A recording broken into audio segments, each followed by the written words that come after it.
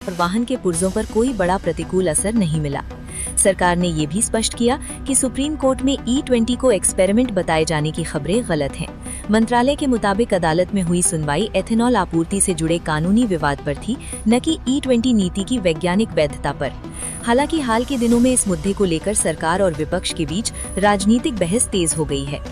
केंद्र सरकार जल्द ही नई गोल्ड मोनेटाइजेशन स्कीम लाने की तैयारी में है, जिसके तहत लोग अब अपना सोना सिर्फ बैंकों में ही नहीं बल्कि अधिकृत ज्वेलर्स के पास भी जमा कर सकेंगे। इस योजना में ज्वेलर्स को कलेक्शन पार्टनर बनाया जाएगा और जमा सोने पर बैंक लॉकर की तरह सालाना 2.25% से 2.5% तक ब्याज मिलने की संभावना है।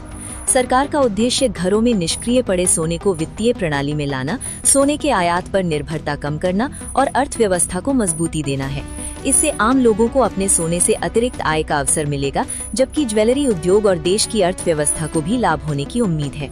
केंद्र सरकार ने वरिष्ठ IAS अधिकारी प्रशांत सीताराम लोखंडे को CBSE का नया चेयरमैन नियुक्त किया है। वह पहले गृह मंत्रालय में अतिरिक्त सचिव के पद पर कार्यरत थे। केंद्र सरकार ने विदेश सचिव विक्रम मिस्री का कार्यकाल 1 वर्ष बढ़ाकर 14 जुलाई 2027 तक कर दिया। वे 1989 बैच के भारतीय विदेश सेवा अधिकारी हैं और इससे पहले चीन में भारत के राजदूत सहित कई महत्वपूर्ण कूटनीतिक पदों पर रह चुके हैं।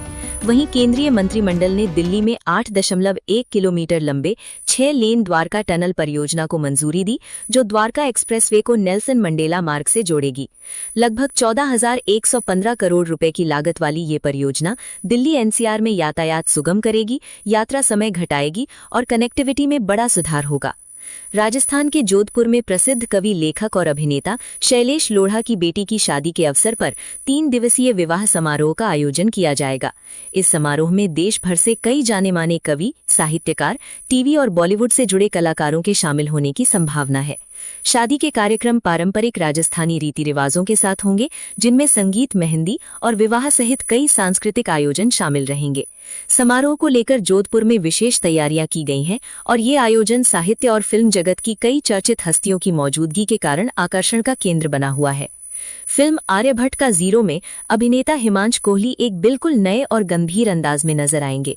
निर्देशक कमल चंद्र की ये फिल्म पिता पुत्र के रिश्ते, पीढ़ियों के टकराव और अपने सपनों को पूरा करने की जद्दोजहद पर आधारित है। फिल्म में हिमांशु के साथ सोनाली सहगल और रवि किशन भी अहम भूमिकाओं में दिखाई देंगे। मेकर्स के अनुसार ये कहानी भावनाओं, संघर्ष और उम्मीद का संदेश देती है।